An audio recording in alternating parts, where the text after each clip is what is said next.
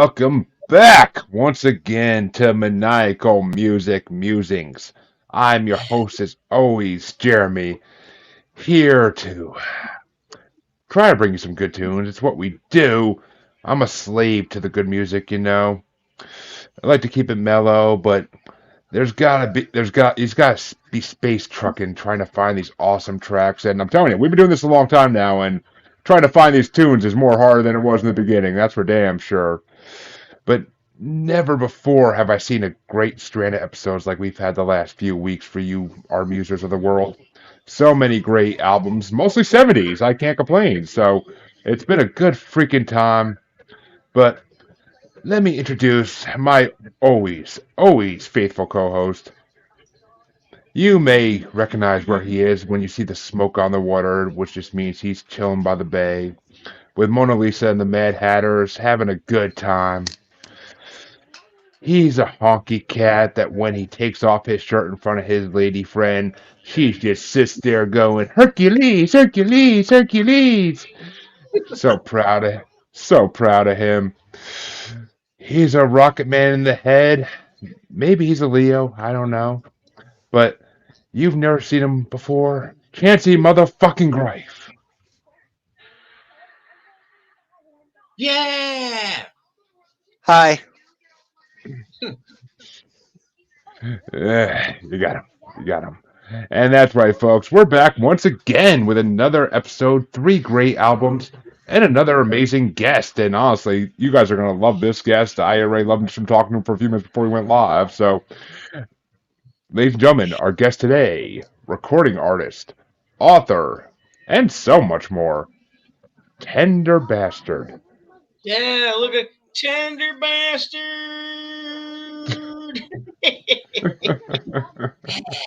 I thought a ghost grabbed me there. I start floating away. I'm like, oh, come back. Come back. We got to do the show. Yes, we do. How you doing tonight, Tenderbastard? I'm doing well despite everything. And when I say everything, I do mean everything. Just, yeah. In this day and age, he ain't fucking kidding, folks. So hell yeah. But yeah, If anybody with the ability to make things better, as all leaders do, the assumption is I can make it better. Um, Anyone that was going to make it better would have done it already. Nobody wants to make it better. So it's not going to get better, yeah. folks. Sorry. I think I think everybody learned their lesson when all the people who were trying to make things better all miraculously and mysteriously just kind of got shot by nobody. Oh yeah.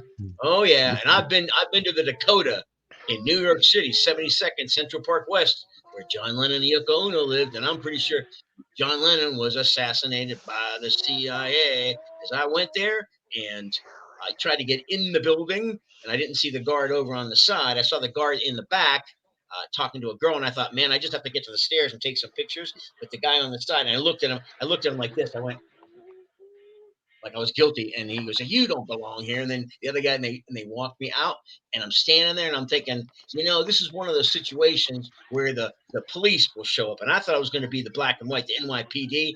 So we crossed the street into Central Park, and as I look back, I hear three white vans with blue tinted windows, six people jump out, Homeland Security.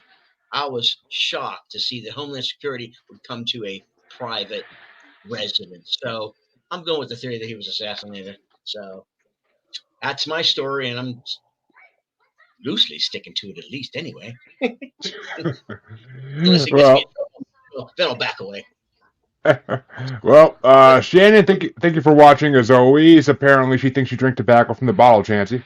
But Tabasco. Oh, well, you know. And Mark, thank you for watching. New watcher, but and that's right, folks. As always, we brought you these albums three, and the first album of the night. Well, our guest, I will say first and foremost, sent me a list of albums to choose from, and the very first album on that list I had to choose because we haven't done it yet, and I felt that was a damn shame after over 100 episodes of this. So I had to pick that one. What album did I pick, Tenderbastard, and why was it number one on your list? That's what I'm kind of curious about. What's that? What album did I pick or did you pick? Well, what album did I pick from your list is more the question. Oh, Ziggy Stardust and the Spiders from Mars. Yeah. Uh, Ugh. I do have a lot of people that I like, including Deep Purple. If I'm not giving too much away, but I don't have a favorite Deep Purple album, and so I just thought I don't even have a favorite Beatles album, and it would have to be one of the last three: the White Album, Let It Be, or Abbey Road. But I don't. I mean, I just like all the Beatles. I don't have a favorite Doors album. I like them more live. So there are a lot of people that I was thinking. Like I was like, okay, I don't have a favorite album, but with Bowie, Ziggy Stardust. Um, I I must have heard it on vinyl first. I might have heard it with headphones and being stoned. I think all three of our albums are 72 again. I think they're all that year. Um, Yes, they are.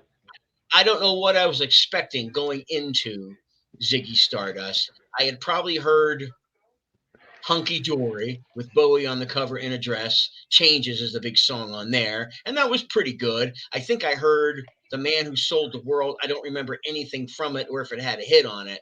But when I got a hold, I don't know if it was suggested to me or how it came to be in my hands on vinyl. But when I put it on, it just was one of those favorite albums. I can put it in probably one of the top 10. And I think Ziggy Stardust might be the only album that I can listen to too loud. And I won't say, hey, that's too loud. It's a good example of, I think, folk rock, although you don't really think of the folk in there. But I think Bowie was snorting a lot of cocaine, living in LA, sleeping in a pyramid, and that character just came to him. And I think he wrote all the songs as that character. I don't think he wrote them as himself for the character. I don't know. I wasn't there, but that album is just probably in one of my top 10 albums of all time. Well, I'll give my review next, I guess, and so, I mean, I should actually, since I'm the one who actually picked it out of the list, because one, off the, just off of name recognition, it was the only album on that list I recognized, like just from like without having to dig into every album and like see like, oh yeah, I know this one. Like it was the one I recognized first and foremost. I saw that album and I'm like, the rest of this doesn't matter. We haven't. I think we've had one Bowie album on the show. I think actually Chancy brought it a couple episodes ago, if I'm not mistaken. But oh, it was the guest. It had to have been. Yeah, because then we. Oh no. Maybe I'm thinking of Changes being on the Rolling Stone bracket a couple of times ago. Yeah. But so it's the Bowie first was time on we've the had. most recent one. Okay, yeah, Changes was that because when he said Changes, I immediately like thought of that. So, but yeah, I mean, so we haven't had a Bowie album on yet, and I'm like, all right, if I'm picking a album off this list, What the hell's wrong with you guys? well, it's always based on what the guest brings. That's what we base our Yeah, albums around. So, I mean, we've done a sure. couple Mano y Mano episodes, but I mean, it's been a while, and we tend to bring more outrageous albums than that guests don't want to hear usually. So, I mean, but so I mean, I saw Bowie and I'm like, we haven't done Bowie yet. I gotta go with Bowie. Again, it's fucking Ziggy Stardust. I mean, And, I and I love, wonder, I love. Oh, go ahead. good. I wonder if that's his biggest selling album too. I know he did a lot of albums after that, and I've been listening to Bowie this week. I just listened to Heroes today, and that's another of his. That's one of his three Berlin albums. But after about, because it was Ziggy Stardust in 72, 73 was probably Aladdin Sane. I'm not certain, but then 74 was, I'm pretty sure, is Diamond Dogs, and then I think he, Lou Reed, and Iggy Pop all moved to Berlin, and I don't know what Iggy Pop and Lou Reed did in. Maybe Lou Reed did Rock and Roll Animal with Sweet Jane on it. Uh, but Bowie had Low, Heroes, and one other album. And Low and Heroes are mostly instrumental. His record company let him put out nearly no lyrics. I don't think Low has one song toward the end of The Sound and Vision. I don't even remember how, but yeah, it's like one song. I'm going, these are a little different. This is not Bowie strutting around being himself. But I think I would bet a little bit of money that Ziggy Stardust is still his biggest selling record. I would actually, I would bet money on that too, because I mean, that's how I always knew David Bowie was the name Ziggy Stardust. I mean, I didn't realize there were I didn't realize there were two different people for a long time. Like when I was a kid, when I was a kid and I'd hear the song and I would like hear like references to Ziggy Stardust, I always thought it was a person separate from David Bowie, and that David Bowie like did like an album about this person or something. But I mean, I love any musician that can step into a character role and fucking like do a whole album based on it. I mean, I'm a juggalo, so that goes with the flow. But But I, this but I don't. Go ahead. this album, I don't. I love this album. I mean, I'm not gonna lie. This whole album, I freaking enjoyed the hell out of. It was a Oh yeah. cinematic ear. It was a cinematic masterpiece for the ear, basically. And I mean, I always liked Bowie when I heard him. I never really dug deep into him, but I always loved him when I heard him, and that's why I picked this album because I wanted to have Bowie on the show finally. And there's no better album to start with than Ziggy Stardust. That's for damn sure. So But I I'm happy don't I picked think. it for you. But I don't think there's any real hit song on it. I know there's Ziggy. Ziggy played guitar, but I don't think Starman. Yeah. was that a big radio hit for him. I don't remember. I don't know that there's any big, but even with that being said, I think it's still his biggest album and certainly my favorite and my most recent novel. I can show you this. Will that come in? Can you see? A little lower. Lower. Poof. Um, it has a quote on the because it has Osiris the alien in it. It has a quote on the. I guess it's called the quote page that on this page of quotes. One of the quotes is David Bowie. There's a starman waiting in the sky. He'd like to come and meet us, but he thinks he'd blow our mind. I'm like, there you go, because it's got aliens. So I thought that was coincidental or otherwise. But yeah, just a great album. I think is that the first album that Mick Ronson played with him. I don't know I don't remember the drummer's name or the bass player, but it's not overly. It's not Mick Ronson's. When Mick Ronson plays guitar, but it's not on every song. You know, it's not like Angus Young, where he's just in every song he's gonna go wild and play. But just a great album, and I don't know how many people are we live. Oh yeah. Oh yeah. Oh, okay, good. So I don't know how many people watching now know the album, but if you want to hear a great album, check out David Bowie, Ziggy Stardust, and the Spiders from Mars. I wonder how he came up with that. The Spiders. I think that's interesting. I'm guaranteeing he saw an old sci-fi movie and that's kind of how he got it. But I'm assuming at least one of those 50s sci-fi movies he probably saw, and I'm pretty sure there actually is a movie called Spiders from Mars from that time period, if I'm not mistaken. But I could be wrong. And But yeah, go ahead. Chancy, what did you think of David Bowie? So I'm just gonna be real honest. There's like maybe 5 songs that David Bowie's done that I actually enjoy. Name them. Which ones? Fame, Changes. Oh come on, Chance. Starman was pretty good. I always felt Starman was pretty good. If you want to count the collab that he did with Freddie Mercury for Under Pressure, you could count that as well. Yeah, that's pretty good too, man. And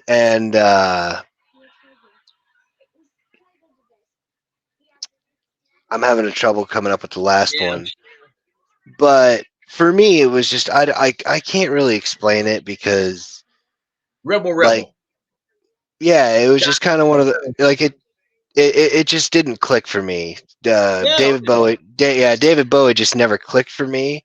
I always I had never listened to a David Bowie album in its entirety before, so it was kind of one of those things where it was like, all right, this will be my full fledged giving it a solid college, well, the GED attempt anyway. who And produced it? I don't know who produced Ziggy Stardust. I don't remember either. I don't remember seeing it online, or It why it didn't. might have been. It might have been Mick Ronson. Although no, man. Well, maybe who was the guy that did the? I forget his name. He did the Berlin albums. But Mick Ronson went on to become a producer of a lot of things that are famous. He put together, and John Mellencamp was about to throw away Jack and Diane, and Mick Ronson stepped in and put it all together and said, "What you go where?" and put this and produced it. I never Uh, knew that all those years that Mick Ronson produced at least Jack and Diane. I don't know what Mellencamp album that is on, but does anybody the know which album? Wouldn't be able to. I can't. the number 5 David Bowie song I remembered was "The Man Who Sold the World." Oh, interesting. That's from before Ziggy Stardust. I thought that's the man who sold the world. Yeah, I think that's the album before. Does anyone know if Mark Ronson, who produced at least Amy Winehouse, is he the son of Mick Ronson, or is it just a I mean, coincidence? They're both and they both have the it's same it's names. possible. Yeah, I don't know. I couldn't tell you for sure. I really don't pay much attention to who produces CDs. I mean, I just pay attention to the music. I mean, whoever's behind it, I congratulate them all, but I am not gonna pay like really attention to the names of it all. I don't even know who the Mick, fucking drummer is for most bands I listen to. So I mean, that's just Mick, me. Mick Ronson was walking down the street with Amy Winehouse, and I guess they were talking about her going to rehab. And she said, they tried to make me go to rehab, but I said no, no, no. And he just went, Amy, there's your lyric, there's your hook for that big song, and that was her breakout song. So he heard it, but yeah. Yeah, I always loved Amy Winehouse. She had such great talent. No, I did too. Now I moved. There's a third third time I was in Boston. I guess it had to be 2000, it was like July 1st, and I'd stayed up all night. I rented for a month this old factory arts building loft.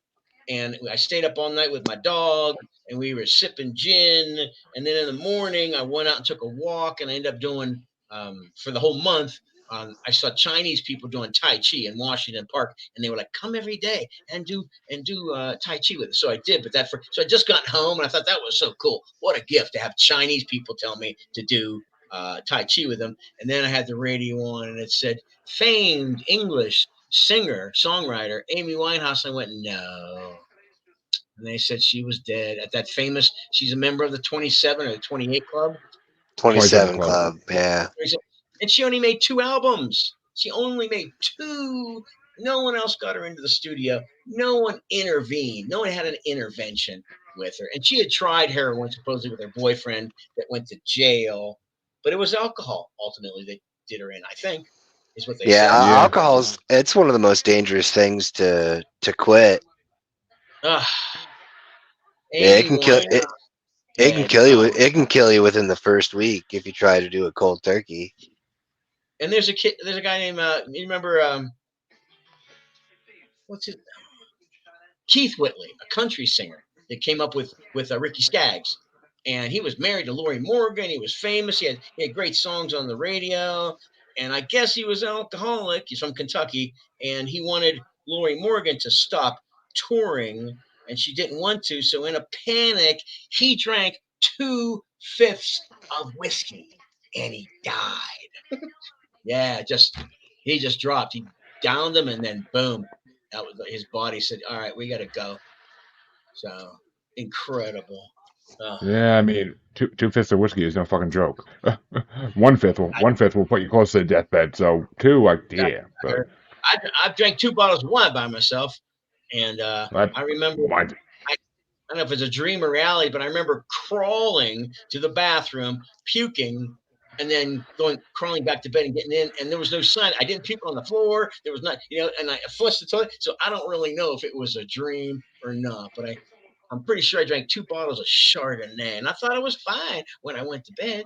But maybe I was. Maybe it was a dream. I don't know.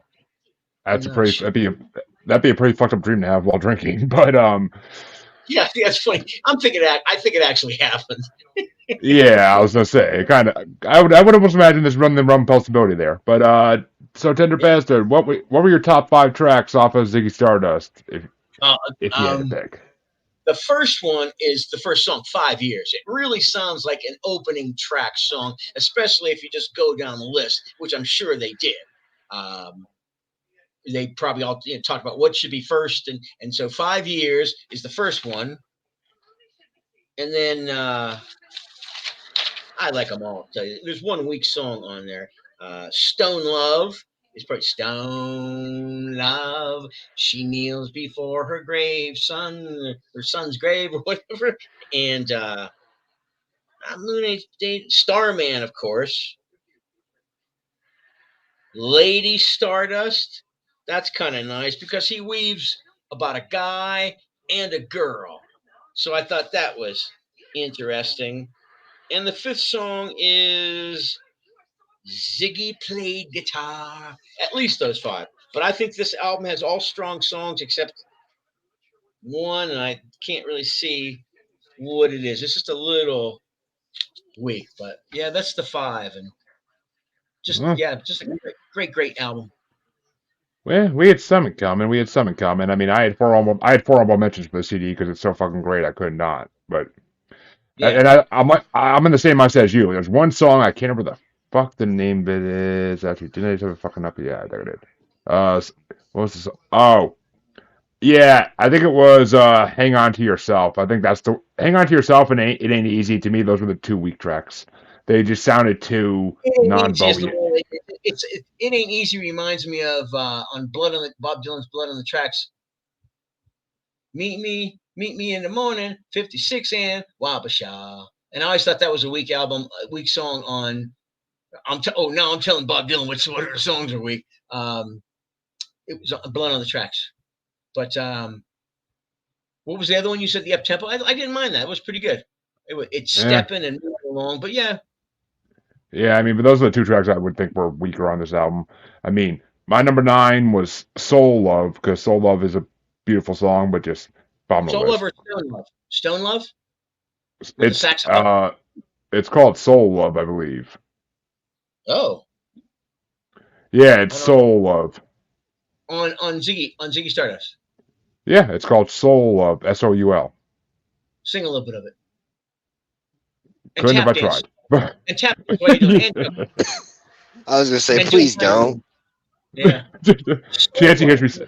Chancy hears me sing. Chancy hears me singing up in this fucking app show. So, but Lady Stardust is my number 8 because that is a beautiful song as well. Yeah, that's Starman's actually Starman's yeah. actually number 7. I mean, it's a good song, but it's number 7 for me. I found 6 better songs in my opinion. But And what are number 6 is. I'm sorry. what are the other ones better than Starman? Well, my number 6 is Moonage Daydream. I thought that Oh, song was kind of trippy, and it reminded me of some other bands. But Freak number Out. 5, Okay. number 5 was Star, because Star is a fucking amazing song. I mean, almost reminiscent of what the fuck's that Voice Cult song? Ooh. And Johnny's gonna play in his rock and roll band. Fuck, it's one of the best Voice Cult songs there is. There's an album of Blue Oyster Cult, and someone introduces them. They go, "Ladies and gentlemen, on your Yes. feet, you're on your knees, Blue Oyster Cult." And I'm like, "Damn, No. that's No, not is it. that The that's song's all about a kid becoming like a rock star. Like he has a dream to become a rock star, and he becomes one. Which song? Ah, The Blue Oyster the Cult. voice. Oh, okay. Yeah, Yeah, but I the think one, the that's one I'm trying to think of. to a song. Oh, I think John Marshall, man. I mean, I don't know. I think I'm getting things confused with them two different songs. But my number four for Ziggy was 5 Years because that is a bomb opening track. As soon as I heard that opening Yeah, track, I was just like, okay. yeah. I was like, I'm And not gonna be disappointed with this fucking album. I'm not gonna be disappointed at all. I can already fucking tell you.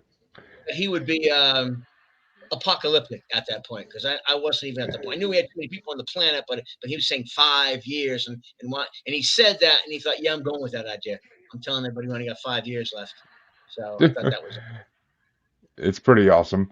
And I mean, my number three, which I think is another radio hit from it, was Suffragette City, because that song was yeah, freaking the lyrics and guitar in that song were fucking incredible.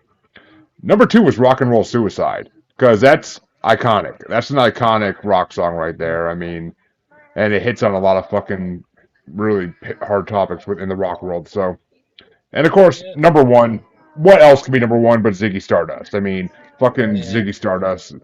It's one of the first examples of a artist really stepping into a role and playing that role throughout a whole album. And I love when they do that. Like when they pick up that personality and do like a theme album. Like I fucking love it. Was he talking about Jimi Hendrix or was he taking it from him? He goes, Ziggy played guitar, screwed up eyes and screwed down hairdo, like some cat from Japan. And then he goes, he played it left hand, and when I think of left hand guitar, you always go with Jimi Hendrix. So I don't know if that was I I think he was just his. creating an original character who was like a spaceman who played guitar. I Oh mean, yeah. I mean, drugs will make you think of miraculous things. But Chancy, what were your top five for David? So number 5 for me was Moon Age Daydream. Number 4 was Rock and Roll Sewer Slide, and number 3 is Suffragette City. Number 2 was Starman, and number 1 was Ziggy Stardust. Yeah. Yeah, Nice. you hit most of mine at least, so no complaints. But since I gave my review first on this one, change things up a little bit for how it's usually done. I think I mean, when I picked this album for Tenderbastard here, and I mean, it was a list he gave me. It's not like I actually picked it, but Yeah. I looked at all the other albums that came out in '72, and I'm just like, because whenever it's a '70s album, that's kind of what I do. I just look at the year, because I mean, there's so many albums in the '70s that I never will be able to decide if I don't narrow it down somehow. So I'm like, all right, '72. We haven't done '72 yet. I'm pretty sure, and I came across a couple albums I was thinking of bringing, but I'm just like, none of these are really feeling like they're hitting home. And then I saw an album cover I recognized. As soon as I saw it, I'm like, that was '72. Oh fuck yes. I'm like, all right, I brought this artist on a couple times already, but trying to bring on one of his best albums because the last album I brought up his was not anywhere near his best album. So I mean, it was his first album, so it was anywhere near his best. But I decided to bring on Sir Elton Yeah. John's Honky Chateau, which I mean, it's one of his best albums. It's not the best album by far. I brought that one on first, I'm pretty sure. But I mean, it's one of his best albums. It has a couple of great hits on it, and it's just it's fucking it's Sir Elton John. Do I need to say more? He's a legend. He's a man. He's a living legend at this point still. I watched his farewell concert on Disney Plus last couple Thanksgivings ago, and he was just fucking phenomenal. Even at his older age now, he's still phenomenal. Like he's still a phenomenal performer. He still can do it like all. His singing has waned a little bit, I'm not gonna lie, but he can still play piano like a madman. That's all that really matters to him. But I mean, so that's why I brought it in. It just went with the year really well. But what did you think of Honky Chateau there, Tender Bastard? Um, it's one of my favorite Elton John songs. That early time, it would have to be Honky Chateau, Tumbleweed Connection, and then if I was picking an Elton John favorite album, it would have to be, say it with me, Goodbye, Madman yep. Across Water. Oh, Again, I would say that's his big. What? that's funny. I was gonna say Goodbye Yellow Brick Road. It doesn't as much for me. I mean, I just remember it's like Ziggy Stardust. I just remember all the songs, and the first time I heard the album in its entirety, it just came into me like Johnny McClane, American Pie. I remember we were all sitting in a room stoned. Waiting, and one guy went and he's going to the record store, and he's going to, on the day that American Pie came out, and he brought it back, and he put it on the stereo like a religious experience, and we just all listened to it. I'm like, yeah. But Honky Chateau, you got to give it to Elton John and Billy Joel from that time period. Those two pianists and songwriters. Just great stuff. What's on first song was what? Honky Cat. And then Mellow, which I always like. I thought Mellow was very good. What's the next song? I wrote it up, but I can't see what it is. And then Susie's very funky. Oh, and the big hit on there, which I wouldn't have known, Rocket Man, one of his biggest songs, had to be, is on that album. Oh, God, yes. And Salvation doesn't quite do it for me. Slave was it's more like country. It was very country-ish. And then I like Amy. I may not be 19. Amy, I may not be James Dean, but ooh, Amy, you are the girl that wrecked my dreams. I'm like, damn, that must be a good girl.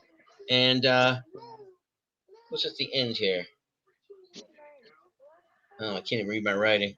There are two more songs after that. But yeah, Elton John in that time period, you can't give it to anybody else. Elton John and Billy Joel. So, yeah. Well, Chancy, what did you think of the Honky Chateau? I mean, it was better than the last time he brought the Elton John album to the show. It was his first album. Oh, yeah, I know.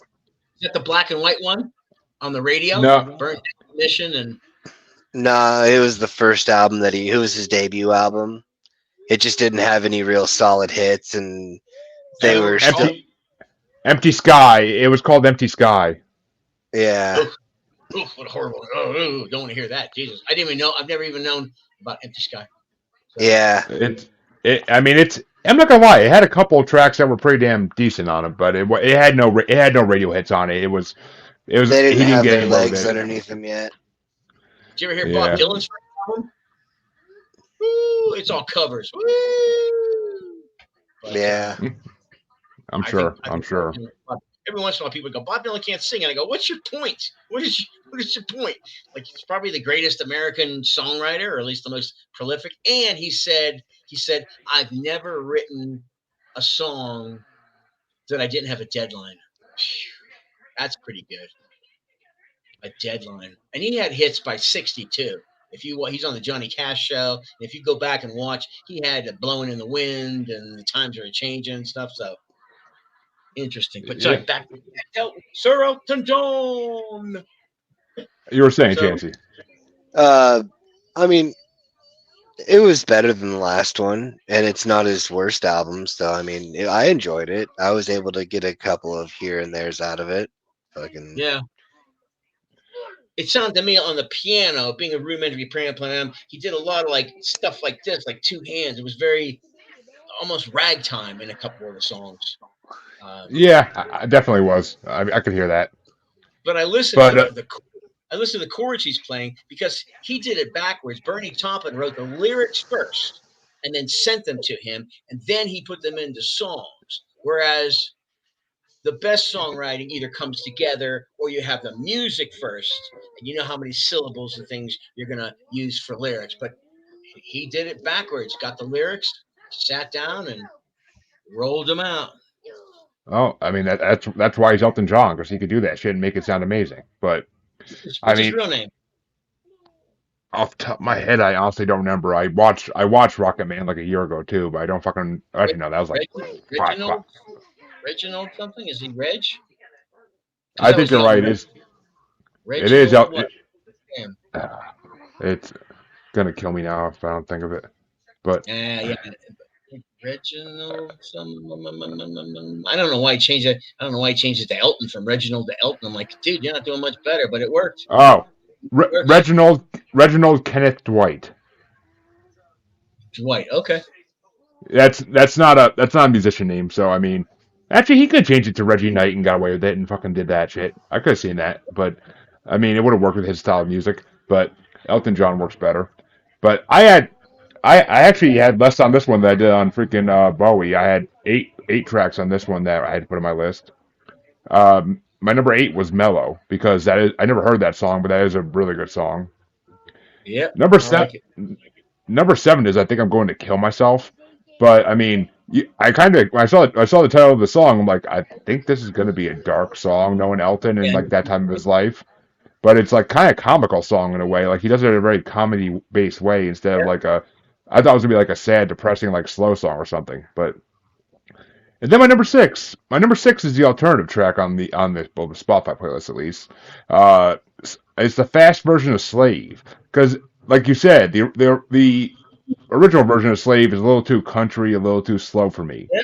But the fast version of Slave is actually fucking pretty badass. Like it's more Elton style in my opinion. So I enjoyed the shit out of the fast version of that. My number 5, of course, is Mona Lisa and Mad Hatters because that's a classic. That's a fucking I forgot that at the end. That's what I had just the letters written up. But that's a great song, and it has one of his songs that has mandolin in it. yeah. I could hear that, and it's a beautiful song. I always love that song. But number 4 was Amy because you're right about that. Amy's a fucking fun song, and I Yeah, love his like ballads about that are just like single female names are fucking amazing. Like they always are. Like and Amy is just fucking amazing song. Number 3 was Hercules because it's not.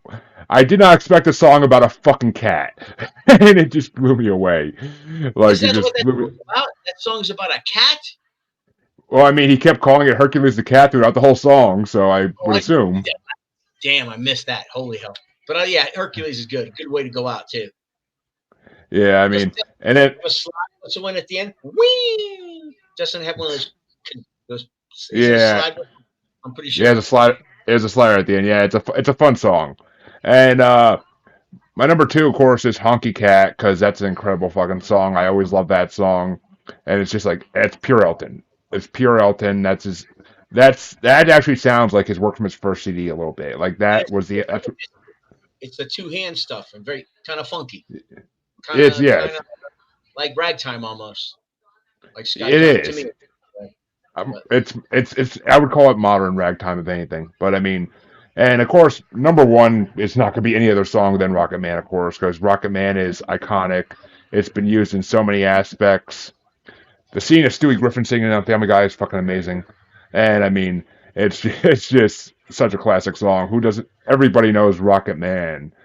She packed my bags pre-flight, and I mean, who oh yeah, what stoner hasn't listened to that and like and just taken a hit right in the fucking part where he says, "I'm gonna get high." Like who the fuck doesn't hit like hasn't hit a blunt at that point? Like it's just the way it goes. Like you have to as a kite. But I mean, Rocket Man's fucking incredible. I love that song, so it had to be number 1, of course. yeah. But That propelled the album probably. You know oh, uh, that was the hit on the it album. That was probably the number one song it, to it come out. And then Mona Lisa's Manhattan probably was a radio hit. And I don't mean that. yeah, Honky Cat was too. Honky Cat was a radio play. Yeah. But Chancy, what were your top 5 for Sir Elton? I had a couple honorables here. Number 7 was Rocket Man. Ooh, Number you 6 would. was I think I'm gonna kill myself. Wait a minute, wait. No explanation for why Rocket Man is fucking last? I didn't want to put the most popular. There are albums I won't do that, but it's fucking Rocket Man. It kind of precedes that rule. For you maybe, but not for me. I wanted to Exactly. make it. I wanted to make it a bit more sporty. Hey man, yeah, he's American. He can do what he wants. He's, it's a free country. And Is it though? number 5 is Mona Lisa's and Mad Hatters. Mm-hmm. Number 4 is Hercules. 3 is Susie. 2 is Amy. Number 1 is Honky Cat. Yeah. Mm. No. Oh, I can imagine you going around the house and saying to your cats, "You're a honky cat." Yeah, yeah, I know you do. But Chancy, what album did you decide to bring up this week?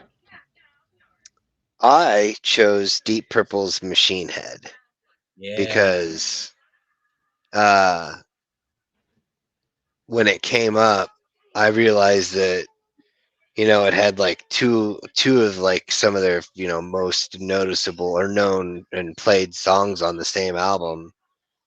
It 3, I think. But go ahead. Yeah, I was gonna say maybe even 3, Yeah. but it also kind of told a story in a manner of speaking, minus Smoke on the Water, of course, but like Space Trucking and Highways, Highway Star, they're all telling us like a story.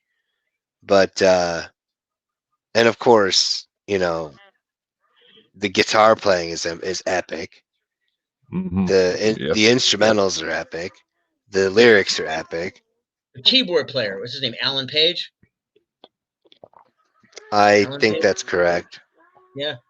I always liked for a hard rock band, I always liked to have harmonies. So Yeah, I love Deep but Purple. it just so happened that it matched up for the year, and I was like, "Fuck it, sold to the man with gray in his hair." Yeah. Well, what did you think, Tenderbastard, of Deep Purple? I first heard Deep Purple. I think the song "Hush," and it's got a lot of Hammond B3 in it. I think, and that was on 8 track. Yeah, I was gonna I say was that was on a probably different album though. I might have been That 8 or something, but I mean that's when I first heard I love that Deep. song. I don't know how the 8 track made it into my parents' basement, but it was there, and I put it on. I go hush, hush, ba-da-ba-da-da-ba-da-da-da. The But I love calling. I love. I still go back and can listen to Deep Purple, and again, especially them live. I don't, but I don't have a favorite Deep Purple album. That's why I didn't list them. But what's the first song? Space Truck. No, the first song is Highway Star. Isn't Yeah. that it? And Yeah, that's a great way. You know something's coming. The way it just blows in. And it's got that intro on it before Donna. Nobody's gonna take my something or other. But I mean that's a good intro song. And what else do I have on there? Maybe I'm a Leo. I wasn't so crazy about that. Pictures of home. Never before. I didn't have Yep. as That many. number. And lazy, and then at the end, this is the album. I would not have been able to guess what album "Smoke on the Water" is on. And then at the end, of course, um, Space Trucking. I mean, I remember as a kid when I was again probably stoned, and they go, "Let's go space trucking." I'm like, "Okay, I, I'll be tripping without my luggage, sure." Um, I just like them as a band, the way they sound when they all come together. I just like Deep Purple. And do you know the story behind Smoke on the Water? Where somebody burned up the studio. Someone burned it. A flare. Well, it's in the lyrics. it, Some stupid it lit a was flare. yeah, it was at a venue. There was like Frank Zappa and Yeah. Deep Purple and a whole bunch of other people playing, and somebody popped off a flare gun and burnt the whole place to the ground. Ugh. And where I am not far from Caribou Ranch, which is a famous studio that started in '72. I think the drummer from Chicago owned it because Chicago did. It looks like the name Guercio. I haven't confirmed that, but it looks like that's the drummer's name. And Chicago did 5 albums up there. Michael Jackson recorded there. Elton John did Caribou and Rock of the Westies. And it was the first album. It's the first studio. It's up in Netherlands, right above Boulder, Colorado, and it's the first studio that wasn't in New York City or Los Angeles. And everybody said no one's going to want to go to the Rocky Mountains to record. And then Joe Walsh was living in Boulder, and his board went out, I guess. And somebody said there's a studio up in Netherlands, and he went up there and he recorded. He had left James Gang, and I guess he was with a trio he was calling it Barnstormer. At least the album is called Barnstormer. And the big song on it that put Caribou Ranch on the map was Rocky Spent Mountain the Way. Rocky Mountain. Yeah, and then everybody wanted to know about it. Stevie Wonder went up and recorded, and they let Stevie Wonder, because it's on a lot of acres, and they let Stevie Wonder drive a golf cart. I thought that was pretty good. You can't get to the studio. It's got a big gate in front of it. But if you go past it and then you take a left onto a gravel road, you can go up and stand above the studio and look down at the barn. In '83, a little space heater caught on fire. His two daughters were playing. They smelled it and told everybody. But the entire barn didn't burn down, just the studio. But he never put it back together. It was 72 to 83. And I guess he owned it up until 2017, just a couple years.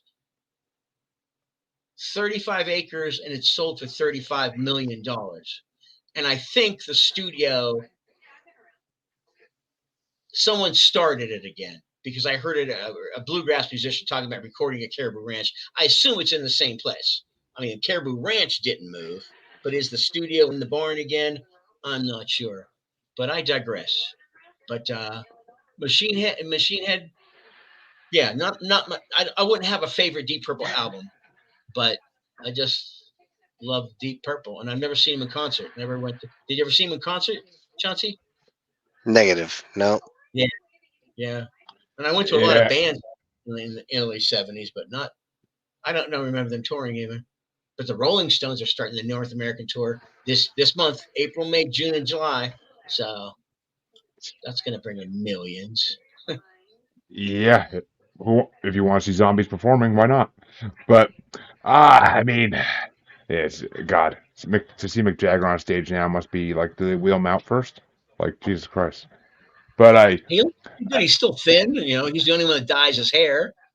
yeah, Uh, I like the Stones too, but I think my favorite Stones album would be Some Girls, or their greatest hits, where they're all on I, that castle thing. But I like yeah. the I Stones. I don't know enough about the Stones to really say what their albums even. But as far as Deep Purple goes, I mean, I can't say I've ever listened to a Deep Purple album until today. And I mean, I know a lot of their music, of course, because it's fucking Deep Purple. How will you not know their music? But and of course, you bring the album with the biggest hit ever on it that every guitar player learns to play first. But Yeah, That's not true. That's not what I learned okay, how to play first. I learned to smash my guitar before I learned to play it. Hmm. oh no, I'm bow, bow, bow.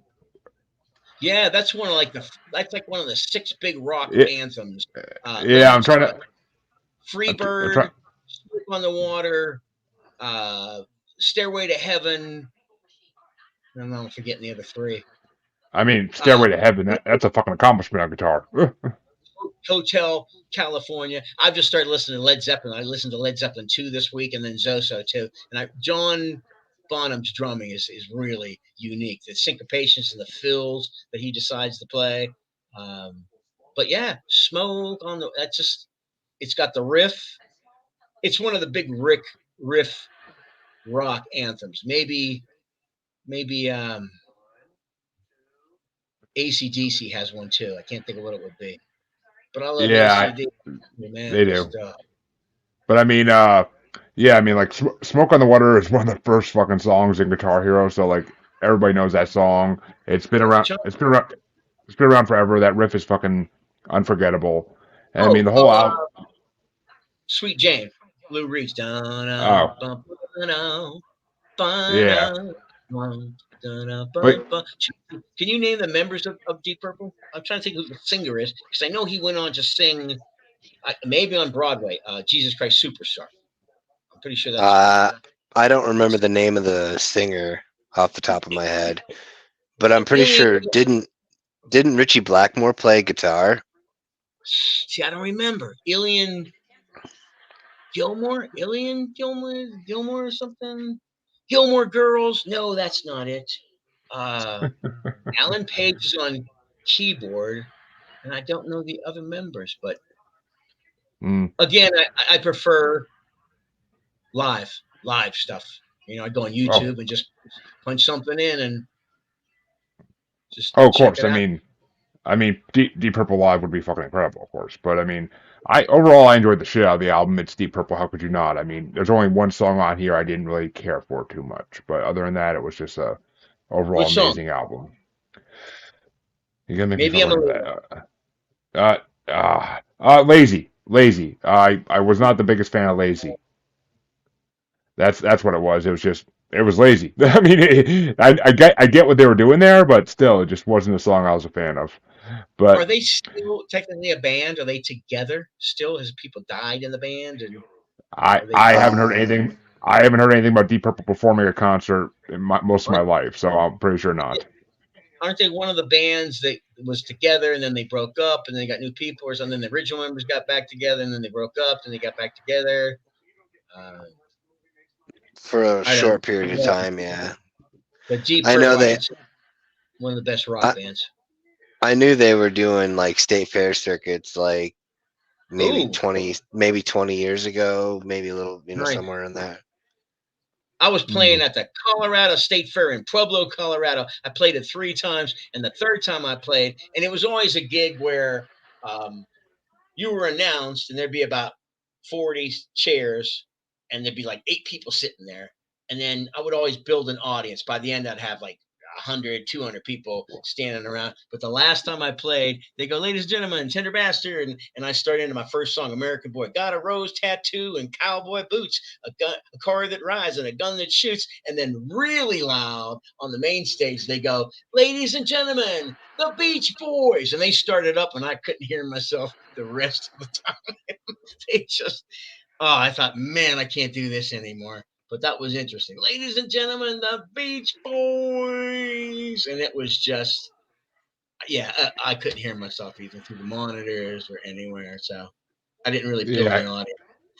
I can imagine. If you're going against the Beach Boys, it's kind of a hard ticket to win. That's taking a second chair automatically. I never would have imagined that it would be that loud, that they would have some control over the sound, that it wouldn't come over to my on a little stage, on a side stage, but that's only happened once. And I did show up for 2 gigs. I've showed up for 2 shows a week early. I'm here. They're like, yeah, well, come back in a week. Then we'll have you. So, yeah, that's kind of embarrassing. You go, man, I drove here. Jesus. So. Well, Chancy, what were your top 5 for your album? Well, since there was only 7 on there, I just rated them as was. Of course. So, number 7 was Lazy. Mm-hmm. Number 6 was Maybe I'm a Leo. Number 5 was Never Before. Number 4 was Space Truckin'. Number 3 was Pictures of Home. Number 2 was Smoke on the Water, and number 1 was Highway Star. I'm a highway star. Yeah. Space Truckin', Highway Star. Yeah, Deep Purple. I love them. I'm going to get a Deep Purple tattoo right on my forehead. I would be careful doing that. But, all right. Since you did all 7, I could basically do the same because, Lazy is the only one I didn't really put on my list, and that'd be number 7 anyway. So, whatever. It is what it is. But number 6 was Never Before. Number 5 was Maybe I'm a Leo because those 2 were interchangeable, though. They were both great songs, but they weren't like sticking out to me. Number 4 is Smoke on the Water because it's so played out at this point in my life that I've heard it like 1,000 times, if not more. And it's just like that riff, that riff lives in my freaking head rent free my whole life. Like I don't, it's an amazing song, but it's just so overplayed at this point in life. Like a lot of classic rock songs that are famous, but number 3 was Space Truckin' because that's actually one of the songs I knew, but it's just it's not as played as much. So it's an amazing song still when you hear it. Number 2 was Highway Star because I don't think I've heard that before. I might have, but I honestly don't know. It sounds familiar, but it's an amazing fucking song. You would have probably seen it on the commercials for like Rock Band. I Nobody's don't. gonna take my car because I'm gonna burn it to the ground. Oh, okay. I've heard heavier versions of that song that I haven't heard. Like I never heard the original. Yeah, because yeah, a lot of bands have redone that. I'm guessing. Probably. Yeah, but and my number 1 was Pictures at Home, mainly for that opening drum solo. That opening drum solo was fucking phenomenal. So, and that song's amazing. Like that song's what I definitely didn't know, and it was freaking incredible. So I'm happy I'm happy I got to hear it. So, but yeah, I mean overall classic. Yeah, good. Overall, amazing classic rock album. Overall, I mean, all 3 of these technically are, but I mean, just freaking incredible. And Deep Purple, Machine Head is 37 minutes. Ziggy Stardust is 42, and I wonder how long Honky Cat is. Probably Honky Cat has 12 songs on it, so it's probably the longest album. I think it was like 47 minutes. I don't think it was that long because some of his songs are shorter. Yeah, like Deep Purple, it was like somewhere around 45 minutes or something like that. Because I mean, Machine Head's 37 minutes. I checked it out. That's why. Yeah, Deep Purple. Elton John's kind of the opposite. Elton John and Ziggy were kind of the opposite of Deep Purple. They wrote the shorter songs. Deep Purple like to stick to like the 6-7 minute songs, which is for their genre of rock. That's kind of their thing. That's what they do is those longer songs, but kind of like the style Metallica would eventually take. But so yeah, folks, we brought you 3 amazing rock albums from '72, and it's been a theme lately. The first 2 '70s year episodes. I mean, just been a theme. It happens. Guests bring an album, and that's the way it goes. And it's actually served us pretty well the last month or two. So, no complaints here for it. That's for damn sure. But Tenderbastard, we want to thank you for coming on. It's been a blast talking to you, dude. Your music industry knowledge is fucking phenomenal. Keep it tender. Tenderbastard. Yeah. So well, thanks, man. I saw your podcast. I'm like, yeah, let's go talk about music. I listen to all kinds of music. I just go out and listen to classical, just everything. World music, different play, throat singers from Tibet, or just anything. Putumayo has all those ethnic albums, and just I'll just listen. Things come up in my feed. I was listening to Aerosmith live in '78 earlier today. I kind of take an artist and just listen to them over and over again. But thanks, man. I was like, let's talk about music. Yeah. Well, definitely. that's what we do here, and fuck around and find out type shit. But I mean, we mainly talk about music. But where can they find your book? I was going to say that. Tenderbastard.com. You can listen to my songs there, my screenplays. You can read them. You can watch Moon Over Mangroves, my New York City stage play. I've run musical Let It Be Christmas. There's a teaser for it, only the short part. And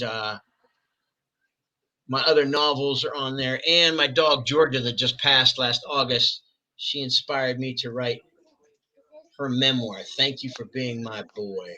We swam in the ocean in Key West. We climbed to the Continental Divide. We met the mayor of Denver, Mayor Hickenlooper. We met him again when he was Governor Hickenlooper. She had breakfast with Senator Ben Nighthorse Campbell, the only Native American member of Congress ever. And the best anecdote about her is people say my dog can catch a frisbee, my dog can run an agility course. My dog Georgia found marijuana and brought it to me. That's a good dog. That's a true story. We ran up on 2 bear in southern Colorado, and they looked at us and thought we were scary. This little Beagle Terrier and me, and they ran away. I'm like, wow. And my dog was like, oh, we showed them. I'm like, babe, we almost got killed. You almost got eaten by a bear. So that's her novel. That's a great reach. I'm glad I started it right. I started writing it in my voice, and it just wasn't interesting or fun to read or fun to write. And when I wrote it in her voice, much better. It's the way she looked at our world. And she was a stray. She came crashing in my life. So she's like the whole time, the moment she met me, I was her boy, and she always wanted. We were together. She used to go on stage with me. If you look up Moon Over Mangroves on the website, my New York City play, you will see her and I on stage at the beginning because I wrote the title song for it. But yeah, Tenderbastard.com. And there's all kind of stuff there. More book, like I said, books and all kind of things. That was Go a check it long out, answer. folks. That was Oh the no, long it's answer. Yeah, perfectly fine, man. Perfectly fine. I told you to promote, you promote. That's the point. And yeah. of course, listeners, that link will be in the description of the podcast to go click and go to. Make it easier for you. And Chance the Rapper, where can they find you besides the Void, punishing the wicked? Well, Instagram and TikTok is the Red Eye Roundtable. X is Red Eye Table. Facebook, that's my first name. If you can find me, if it hasn't been brought already, you can pick an album and I'll bring it on your behalf, regardless of the choice. I'm still waiting until someone fucks you and makes you bring Britney Spears, but or Backstreet Boys or something funny. But Uh, well, folks, you can find both your musers on Facebook as the ever growing, uncensored, untamed, and unapologetic podcast collective, U Cubed. You can find us on the Graham and XXBaby as at Juggalo Bastard. You can find us on TikTok as at Juggalo Bastard Podcast. And you can find us on YouTube, where this is streaming as Maniacal Music Musings. And of course, we are always found on Facebook, streaming on the Parapost Network, great home for all podcasts and podcasts. And we are also a proud member of the Blind Knowledge Network, because all knowledge was blind until you pick up that honky cat. So come check us out next Tuesday for another amazing episode with another amazing guest. And be sure to check out the Rolling Stone Top 500 Songs bracket, part 11, a week from this Saturday. Until next time, your musers are out. Have a good night, everybody. Tender